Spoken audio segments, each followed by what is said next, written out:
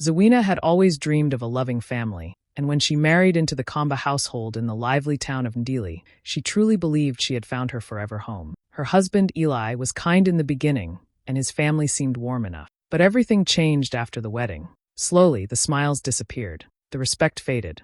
Instead of being welcomed as a daughter-in-law, she was treated like a house girl. The sisters-in-law lounged around, gave orders, and never lifted a finger. Mama Komba only spoke to her when she had instructions to give. Zuwena tried to stay hopeful, thinking things would get better. But on the morning of Baba Komba's grand birthday celebration, her worst fears came true. 40 important guests were invited: politicians, business leaders, church elders, and the whole family gathered, dressed in their finest. Zuwena, still in her faded kitchen apron, was told she would be the one to cook for everyone. Alone. No help. No support. Not even a word of encouragement. Her sisters-in-law just sat on the veranda, sipping cold juice, laughing and whispering to each other as Zuwena stood in the sweltering kitchen. "You'll manage," Mama Komba said coldly, walking past her. Her heart sank. This wasn't a request, it was a test. A cruel one. She wanted to cry. She wanted to scream. But instead, she tightened her scarf, rolled up her sleeves, and faced the kitchen fire. They thought they were punishing her, but they had no idea who Zuwena really was. Zuwena woke up before the sun rose, her heart already heavy. The day of Baba Komba's birthday had come, and she knew what was waiting for her: a mountain of work and no one to help. As the rest of the house still slept, she entered the kitchen, which felt more like a prison than a place to cook. The air was already thick with heat, and the small windows barely let in any breeze. The stove roared, pots clanged, and the list of dishes seemed endless. Her sweat dripped into the food as she chopped, stirred, and fried nonstop. Outside, her sisters-in-law sat lazily on the veranda, dressed in colorful clothes, sipping chilled juice and laughing loudly. From time to time, they would shout mocking comments. "Don't burn the rice," or "Make sure the meat is soft this time." Zuwena forced herself not to respond. She knew that if she did, they'd twist her words and make her the villain. So she stayed quiet and kept working, even though every part of her body ached. No one came to ask if she needed a break. No one offered to help carry the heavy trays or wash the endless dishes. She wasn't allowed to sit, to breathe, to rest. Mama Komba walked in once, not to check on her, but to scold her for not cooking fast enough. Zuwena nodded silently, holding back tears. It wasn't just the fire that burned her. It was the way they looked at her, like she was less than them. She thought of her life before, her dreams, her mother's gentle hands, the warmth of real love. How did she end up here, hidden away in a kitchen, treated like she didn't matter? Every insult, every order, every cruel laugh made her feel smaller. But deep inside, something was starting to change. The fire in the kitchen wasn't just cooking the food. It was lighting something inside her. She wiped her face, tied her scarf tighter, and picked up the next pot. If they thought this would break her, they were wrong. Zuwena wasn't just cooking a meal. She was preparing her comeback. They just didn't know it yet. As Zuwena stood in the hot, smoky kitchen, something inside her began to shift. Her hands moved on their own, chopping vegetables with speed and skill, seasoning pots with precision. She could hear her sisters-in-law laughing outside, but the sound started to fade. Her mind wasn't in Ndele anymore. It was back in Bukavu, in the grand kitchen of the luxury hotel where she used to work. What no one in the Komba family knew was that Zuwena had once been the head chef of one of Bukavu's top hotels. She wasn't just good at cooking, she was excellent. She had trained under top chefs, led kitchen teams, and cooked for presidents, ambassadors, and celebrities. Her dishes weren't just food. They told stories, they healed hearts, they left people speechless. Back then, guests used to wait weeks for a reservation just to taste her signature stew. But she never told the Kombas any of this. She had come to Ndele for love, not for fame. She wanted a simple life, a warm home. She didn't think she'd need to prove anything to anyone. But now they had pushed her too far. They treated her like she was nothing, like she was just a desperate village girl who didn't know the difference between salt and sugar. Zuwena wiped the sweat and tears from her face. And then, slowly, a smile crept across her lips. It wasn't a happy smile. It was the smile of a woman who was about to remind the world who she really was. If the Komba family wanted a meal to remember, she would give them one. Not out of revenge, but out of power. She would pour her pain into every spice, every stir, every simmer. She opened the cupboard and took out ingredients they didn't even know they had. Her hands danced from pot to pan like an artist with a brush. She remembered her late mother's voice, her first lessons in the kitchen, the ancient recipes passed down through generations. She wasn't just cooking anymore. She was creating something magical. They thought they locked her in a kitchen to break her, but they had just set the stage for her rise. The kitchen was boiling hot, but Zuwena no longer felt the heat. Her body moved with quiet purpose, her mind locked in a different world, one filled with memories, not pain. Each time she reached for a spice, she was no longer just cooking. She was telling her story. Her hands shook slightly, but her heart grew stronger with every step. This meal wasn't just about feeding guests anymore. It was about reminding herself of who she was. She reached for the turmeric, golden and warm, just like her mother used to use.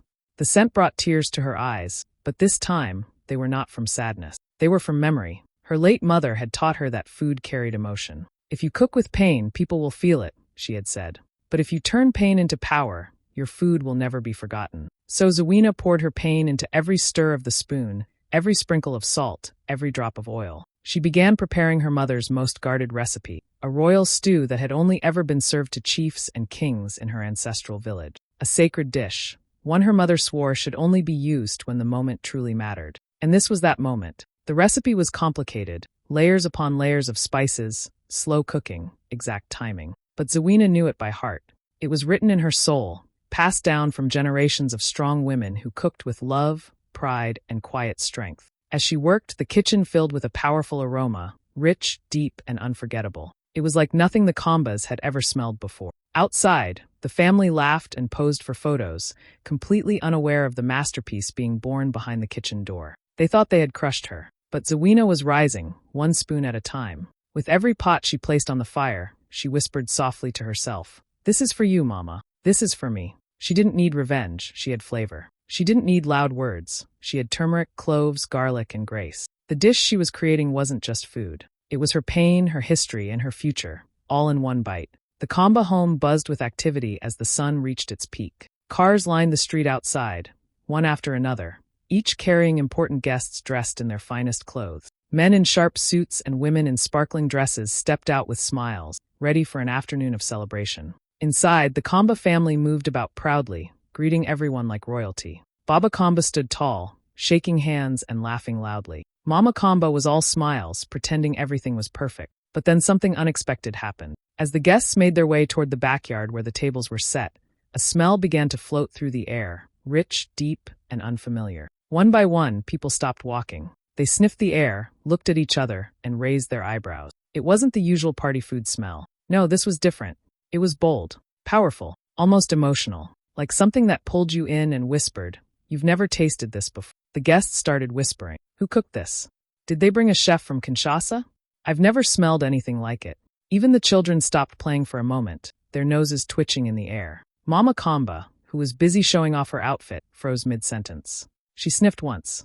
Then again. Her smile faded just slightly. She knew the food wasn't catered. They couldn't afford that.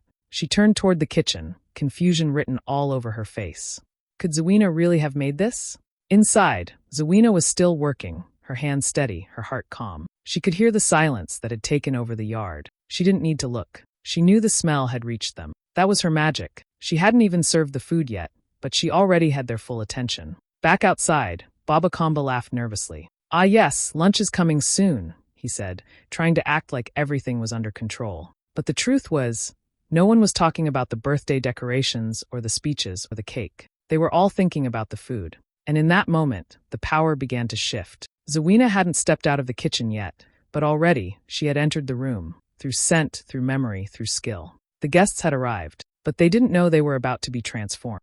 The food was finally served. Large platters of steaming dishes were brought out to the garden, one by one, carried by house helpers who hadn't lifted a finger to cook them. The guests gathered around the tables, chatting excitedly. The smell alone had already won their hearts, but they were not prepared for what was about to hit their taste buds. One guest took the first bite, then another, and another. Suddenly, the entire garden went quiet. Forks paused midair. Conversations stopped.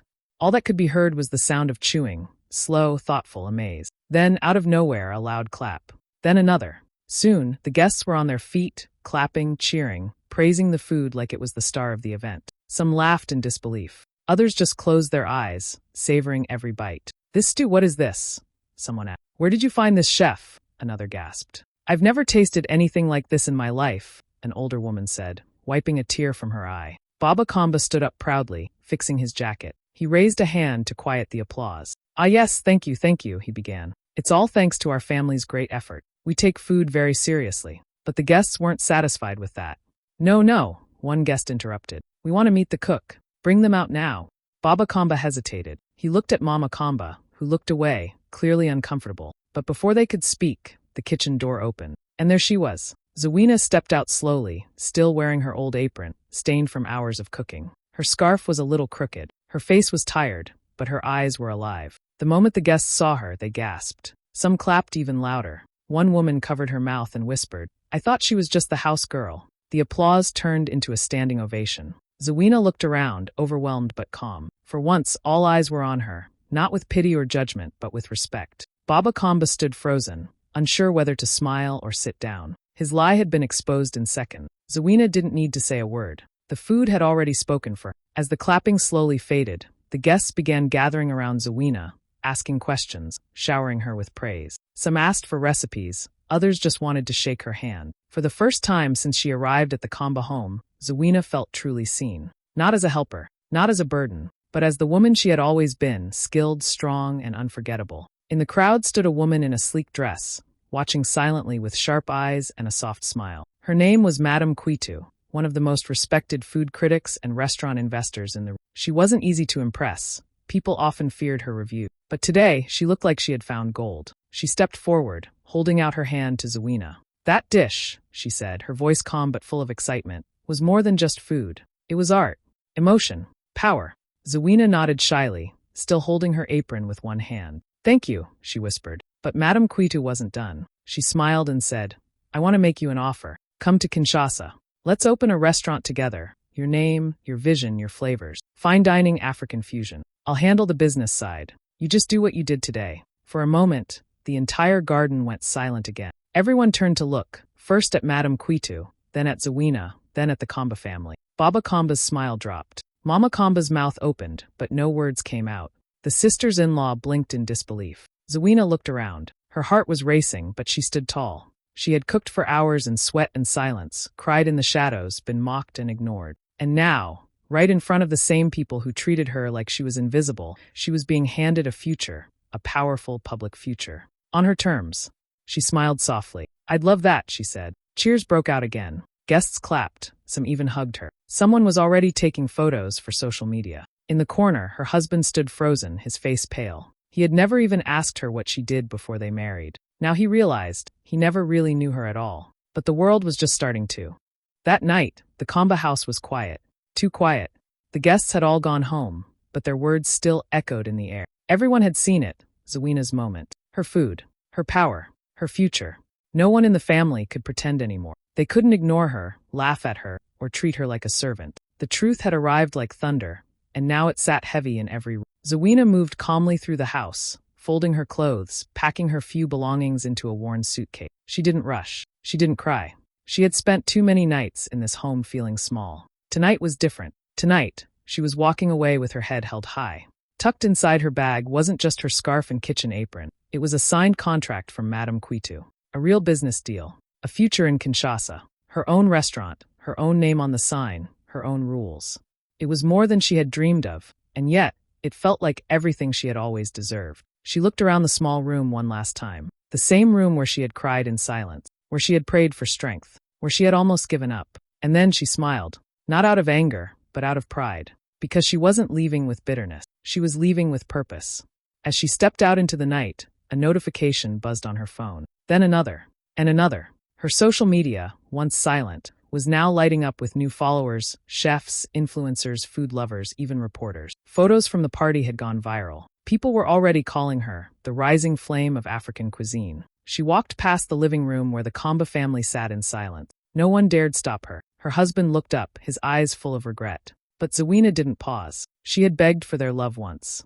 Now she had her own. She walked through the gate with just a suitcase, a recipe notebook, and her mother's scarf. But in truth, she was carrying so much more. Her dignity, her strength, and a future so bright, even the Kombas couldn't look her in the eye. Zuwena wasn't running away. She was rising. It didn't take long for the story to spread. Within days, Zuwena's name was everywhere, on food blogs, talk shows, and even national television. The video of her stepping out in her apron to a standing ovation went viral. People couldn't stop talking about the mystery chef, who stunned elite guests with a dish that brought grown men to tears. Everyone wanted to know who she was, where she came from, and most importantly, how she had been treated before her big break. Then the truth came out. Word spread quickly that Zuwena hadn't been hired as a chef. She had been the daughter-in-law of the Komba family. People learned how she was treated like a maid, locked in a kitchen, and humiliated while her in-laws sipped juice and mocked her. They saw the contrast between the woman on TV and the way she had been ignored and mistreated in her own home. Suddenly, the powerful Komba name didn't shine like it used to. People started whispering. Friends stopped calling. Their church group asked them to step back for a while. Party invitations dried up. Businesses that once begged for Baba Komba's attention no longer picked up his calls. No one wanted to be seen supporting a family that had tried to crush a woman only for her to rise above them. Mama Komba, once so proud and loud, now walked with her head down. She tried to speak to reporters, telling them it was all a misunderstanding, but no one believed her. She even tried to call Zuwena, sending long voice notes asking for forgiveness. "You're our daughter," she said. "Please come back. We didn't know." But Zuwena didn't respond. She was busy, planning the opening of her new restaurant in Kinshasa, giving interviews and partnering with other African chefs to highlight traditional recipes with modern flair. She wasn't cruel. She didn't speak badly of the Kombas. She didn't need to. The truth had already spoken louder than she ever could. The family that once looked down on her was now buried under the weight of public shame. And Zuwena? She had already moved on, not with revenge in her heart, but with peace in her soul. Because when the world finally saw her worth, it made sure the ones who didn't would never forget. The grand opening of Royal Ember in Kinshasa was everything Zuwena had dreamed of, and more. The restaurant was full before the doors even opened. A line stretched around the block. Cameras flashed. Reporters waited for interviews. Food lovers, celebrities, and even diplomats showed up just to taste the dish that had taken the internet by storm, her now famous revenge stew. It wasn't just a meal. It was a moment. The stew, rich and bold, carried layers of flavor and meaning. Every spice told a piece of her story. The slow-cooked meat melted like the silence she'd once been forced to swallow. The deep red broth reflected her anger, her courage, and her transformation. Diners didn't just eat it, they felt it. Some left smiling, some left in tears, but no one ever forgot it. People begged for reservations. The waiting list grew to 6 months, longer for private tables. And the most surprising request? The Kombas.